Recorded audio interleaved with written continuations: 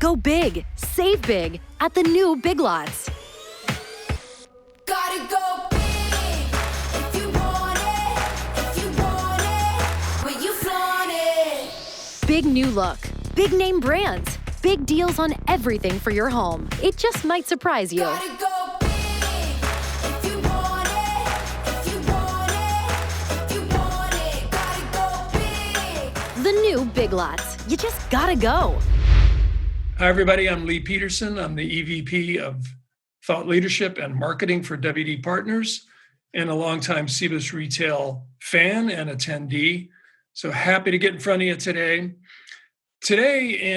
As we all know, part of everybody's design process is talking about emulators. And essentially, in times like this, emulators are really important. And we always used to talk about emulators. Like if you're an apparel company, you don't go visit a bunch of apparel companies. You may visit an airline for ideas, or you may visit a restaurant. And so some of what I'm going to show you today may be a little bit out of bounds. And then I think a lot of it, though, will be somewhere near the bullseye of some of the things that we need to do in this day and age. So let me start to share this. We're going to talk about Alibaba, obviously, you can tell from this, but the main theme really is about innovation and taking action and doing things that we need to do in this time. And for a lot of reasons, this is a perfect time to do something like that, because we've had a stop and a reset, an acceleration, a stop, a reset. And now we're in this sort of third phase where it's like, well, what are we going to be going forward? So let's talk about this emulator and see if there's any ideas that we can't get across. First of all, just a little backstory here. This is a quote by Jack Ma. I used this in a presentation that I did in New York City last year, and I was approached by a bunch of people from Alibaba, and they said, we have this on our wall in every office, and this is what we think every day. And I think this is a great case in point. And as an example, think about buy online, pick up in store, where a lot of us retailers had sort of force ourselves into this position where we had to do buy online, pick up in store because of COVID. But that should be a baseline now. That shouldn't be how we do business. And especially since a lot of people, grocers included, band-aided buy online, pick up in store, click and collect, curbside, whatever you want to call it, is really very band-aided at this point in time. So consider it a baseline. Anyway, a great quote. And then in terms of that photograph, the first time I saw that, I thought, man, would I love to work for that guy. I'm trying to picture Les Wexner coming out on stage and looking kind of like that, but I don't think that's going to happen. So quick agenda. I'm going to talk about 2020 for just a second. We've all been talking about, you turn on CNN, you get 2020 in your face 150 times. I'm going to talk about something called the triopoly. It could be a little bit bigger than that, but you'll get the point. And then, the meat of what I want to show you, especially in terms of emulators, is about the future of retail and where we think some ideas on where we could go in the future. So here we go. Retail 2020, pretty much like this, right? Jobs went like that. Financial performance went like that. Everything went like that. There was some heroes and some exceptions to that. But at the end of the day, 2020 and COVID is really a great accelerator. So if you were more than a disruptor, so if you were doing something really good, it just got accelerated, like everything on that short list there. But there's obviously a lot more included in that good thing that got accelerated. And then if you were bad or borderline, and we saw a lot of that, then you immediately took a dive and were hit really hard. Witness the BKs or bankruptcies just this year. And there's more to add to that. That was the latest one that I put together like about a week ago. But some of these brands are 100 years old. Some of them led by classic merchant princes like J. Crew. It didn't seem to matter. But if you had gotten yourself into a little bit of trouble, COVID just accelerated that trouble to the point where you went BK. And then conversely, you had people like Walmart, Home Depot, Best Buy. Best Buy, a little bit different than the other two in that they just took off. They took advantage of it and took off. So this is a point that you may not think about every day and what I'm going to raise here, but it's something interesting that we're going to have to deal with going forward, which was also accelerated. Total retail sales, and this is our estimate, WD Partners' estimate. The original estimate by NRF was 3.9 trillion, and then COVID hit. That was at the beginning of the year.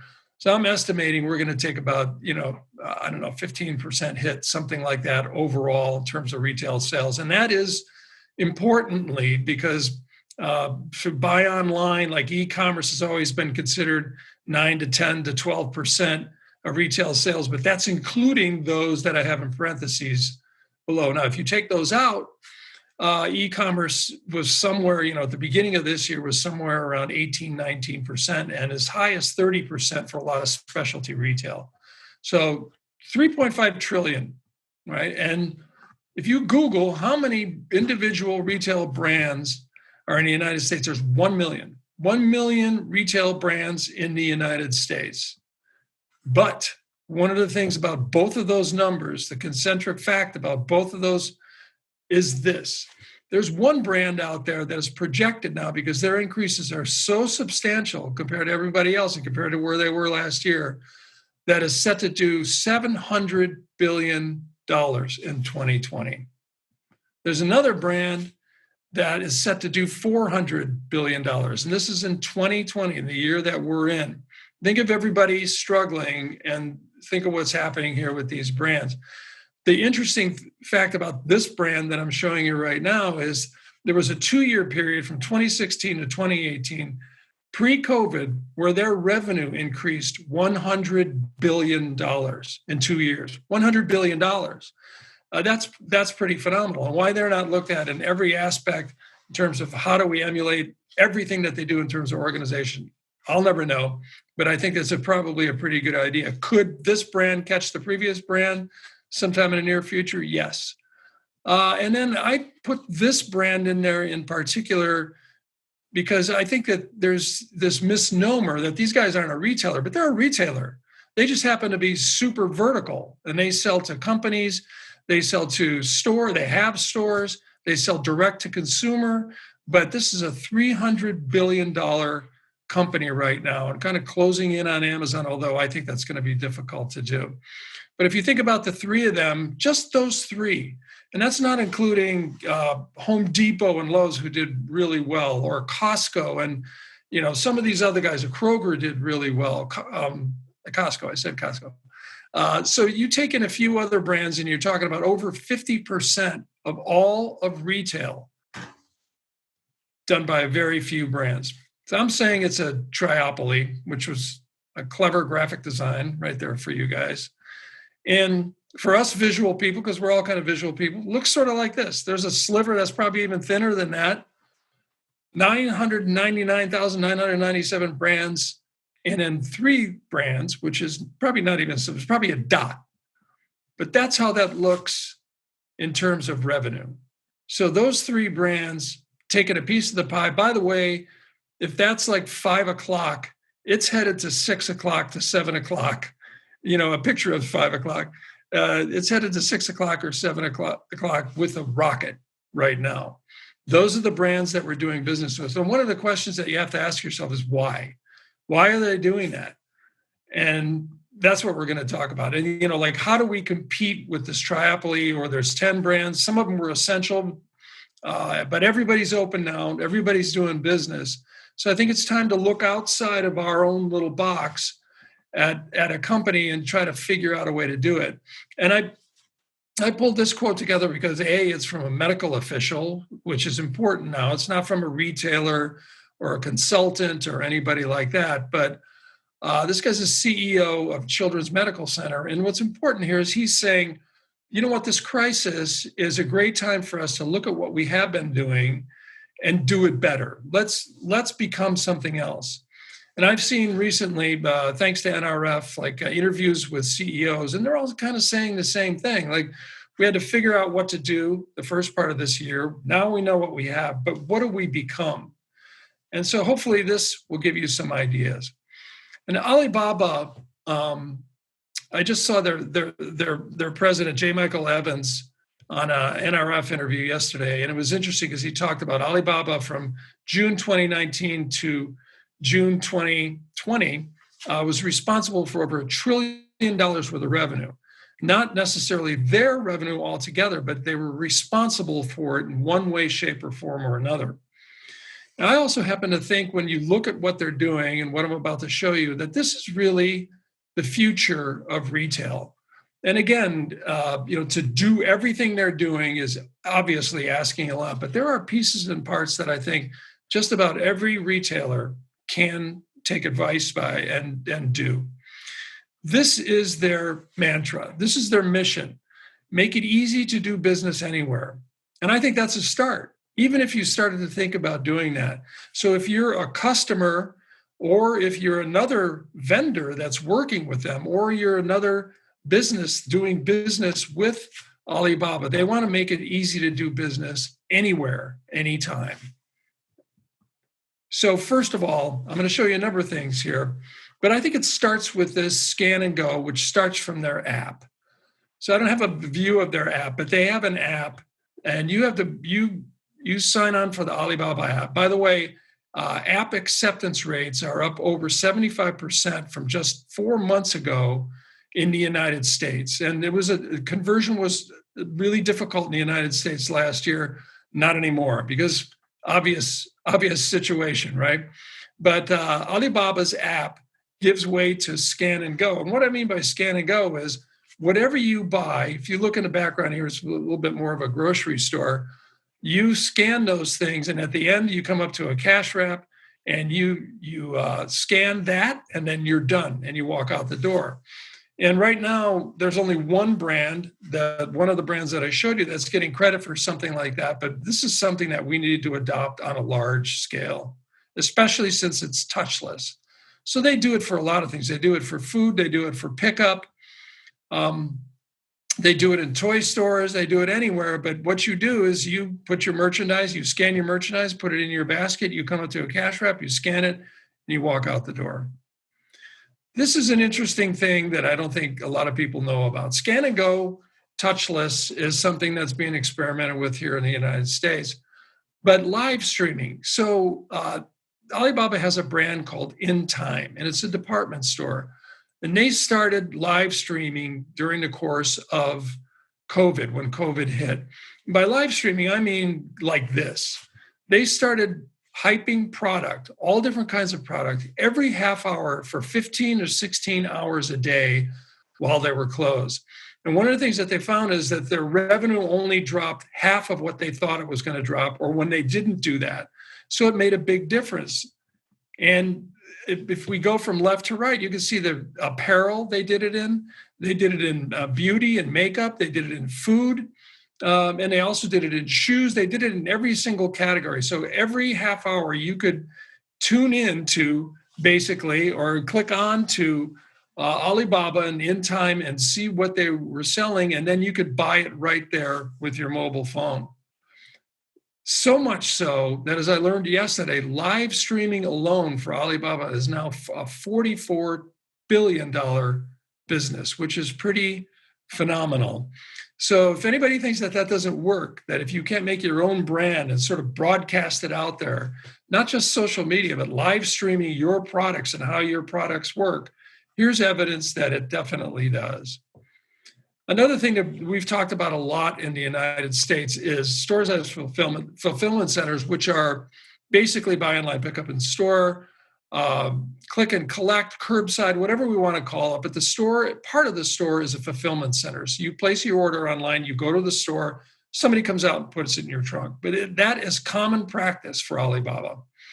And this is one of WD Partners' study, a study that we just did last month, where we asked consumers, 2,100 consumers across the United States with the same demographics as the United States, which one of your categories could you see most in terms of dark stores?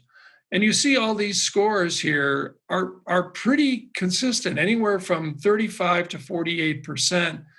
So I think that there's a general acceptance, judging from this recent study, that if your restaurant, your box store, your grocery store were dark, people would be okay with that. So the idea of a dark store, a pickup and delivery store, kind of like what Alibaba is doing, when they're doing hybrid stores as well, is not so far-fetched. Also, real estate and labor model is considerably different than what retail is right now. And this is the back room of a Fresh Hippo store and how they look. They're as active in their back rooms as they are in their front rooms. And also stores as delivery hubs. This is something that is like a thorn in the side of most retailers, especially grocery retailers, and then restaurants are saying the same thing. My response has always been, like, if you talk to Tom Kraus or somebody like that lately, he's the CEO of Donato's, because pizza's been delivering for 50 years. And a lot of pizza companies are very profitable. So there's a way to do that without third party, and there's a way to do that with third party where you can definitely make money. From the WD study that we did just last month, we asked consumers how delivery was going, and we asked them to rate that. And 98% of the consumers put delivery in the top two boxes over the last few months. So let's put it this way. I mean, everybody loves delivery at this point in time. I've read a couple articles about the all delivery economy, and I think that we are in the midst of that right now. And just about everybody that's watching this knows what I'm talking about. But for Alibaba, it's a way of life. So all their stores, regardless of where they are in terms of demographics or placement in the city, do delivery, and they also do fulfillment center. So they have motorcycles, they have cars, they have it done on foot. They also have baskets that you can have in front of your house to put the goods in. So again, touchless delivery. Automation is a thing that we don't really talk about enough. But another way to make all those new touchless things happen is through automation. And I pulled this from McKinsey, and basically what they're saying is if you can automate, the back of house process, if you turn part of your stores into fulfillment centers, or even if you create a fulfillment center, if you can automate that, you are going to save a lot of money. And the numbers are down there below. And this is not from a WD study, this is from McKinsey.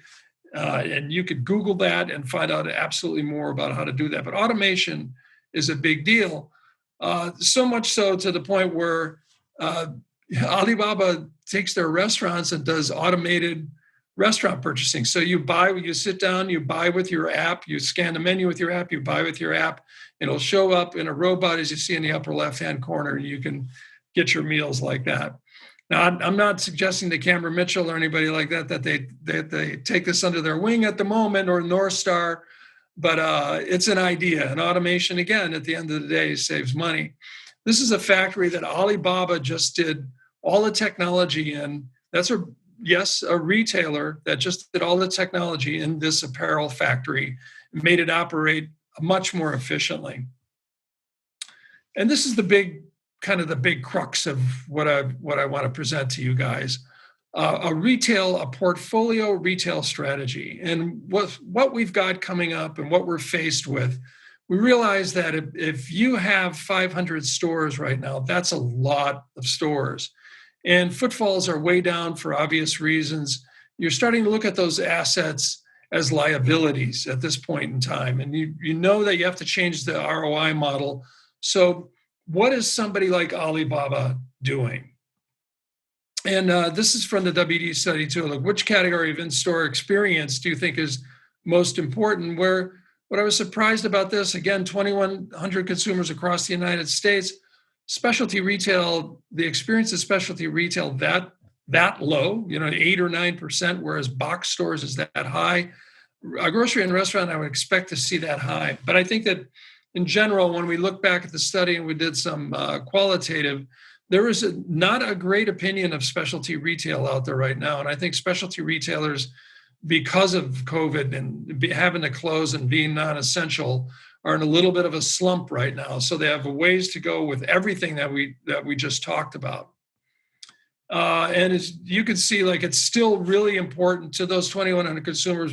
Well over 50% of them put it as very important. So experience still counts, delivery counts, pickup counts. We're putting a lot of pressure on retail right now. Automation counts, but there's going to have to be changes. But again, back to a portfolio, one of the best examples is an Alibaba brand called Fresh Hippo. You got to love the spelling, and then the logo up to the upper left there. Terrific, I think. I just found out yesterday that the actual number of stores that they have is 227 stores, but 5 different formats. So you're talking about less than 50 stores per format, which is exactly what I'm talking about with the portfolio strategy, which we'll get into that a little bit. But they have a pick and go, and we showed a little example of that during the scan session there. But these are located in subway stops and train stations and places of work. So if you place an order and you say you pick the time that you're going to pick it up, your order, whatever it would be, including food, will be in your locker when you step up to it. So you can get some groceries on your way home, you can get something to eat on your way home, but it's called pick and go. And here's somebody picking up some food. Another concept that they have, and this is all Fresh Hippo, is called F2, which is a little bit bigger. And you can see it's in more mall-like situations, more suburban situations. It's a little bit bigger store. They also do farmers markets out in residential districts as well. And then my favorite is the mini store, which looks a little bit like this. And you guys need some inspiration on how to stock lobster, here's how to do it. But anyway, a nice store environment. These stores are in neighborhoods. That's why they're called mini. A lot of them are much smaller than this. But again, you walk in maybe on your way home from work or on a Saturday, whatever it might be, Sunday, come in, scan and go, and take off. These look, the minis look a little bit more like stores here in the US and super successful.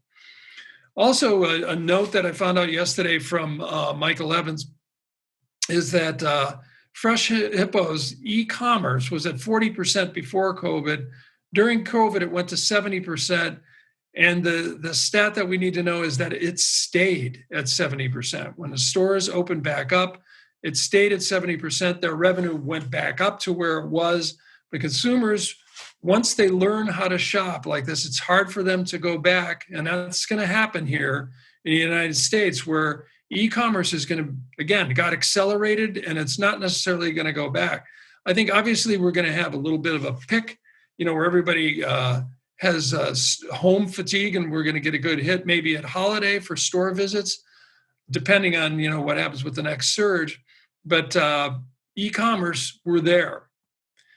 This is something that we showed in that same study that I was talking about at WD Partners, 2,100 consumers, where we did a grocery store that was a hybrid. And so if you go to look at the southwest corner, that is an app pickup. So you can buy meals for your way home there. Just pull up there, and then it'll be ready to go. And Starbucks is already doing this, so it's not out of the question.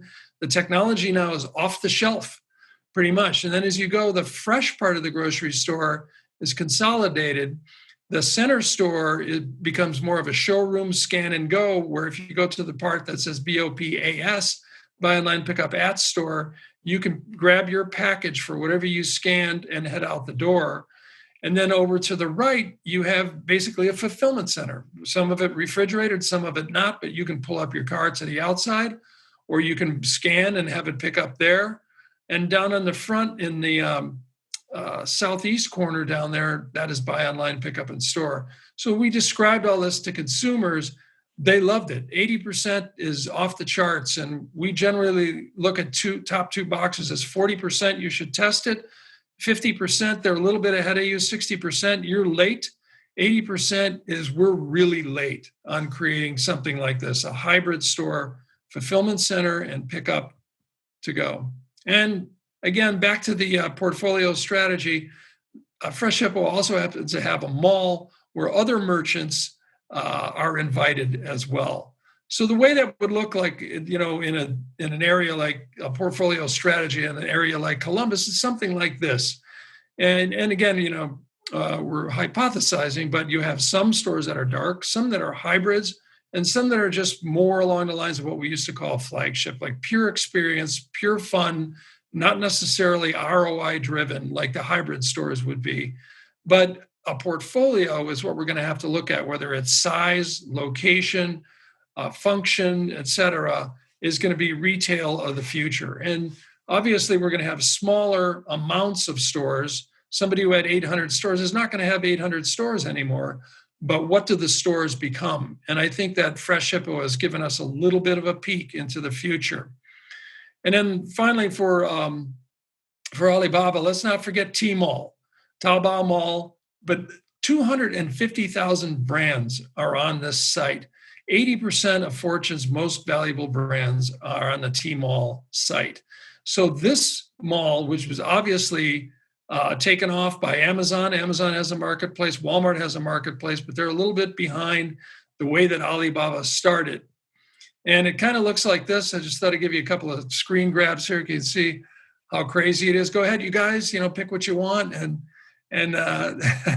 take it from there. But apparel and anything that you can imagine, there's all kinds of merchants on here for just about anything you need.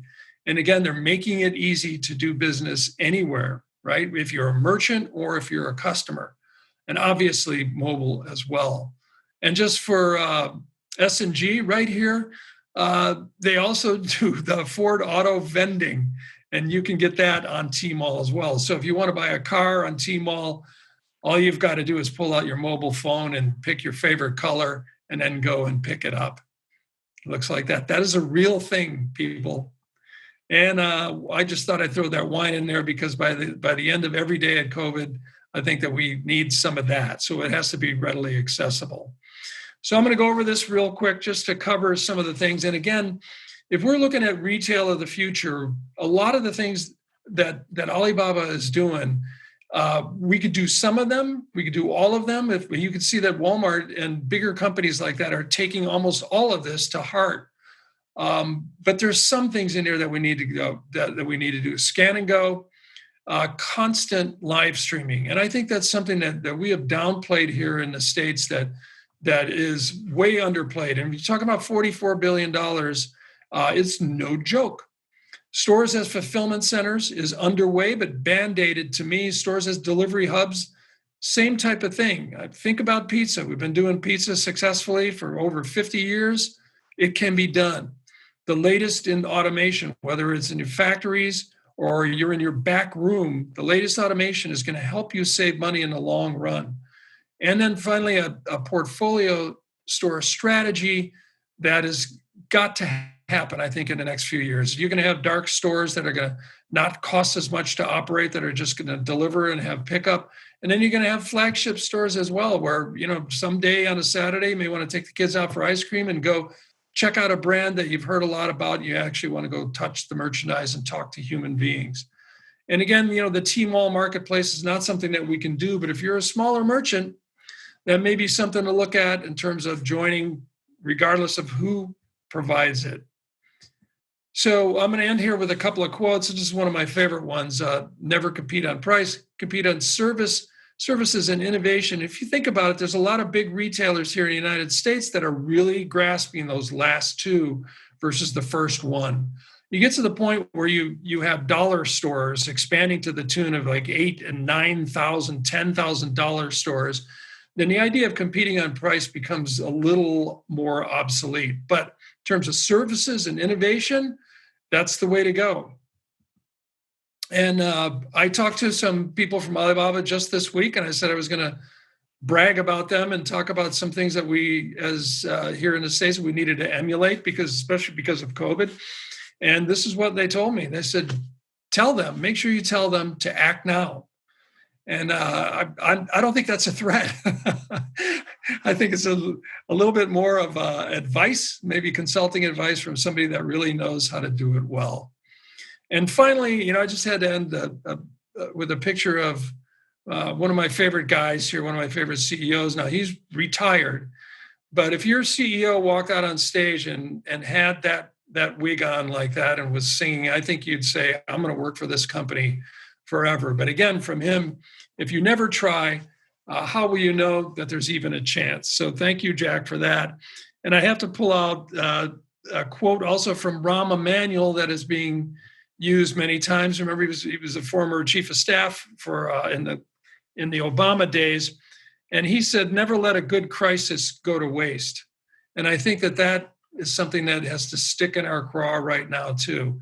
Back to that quote from the medical professional. It's a great time to innovate. It's a great time to start over. It's a great time to rethink.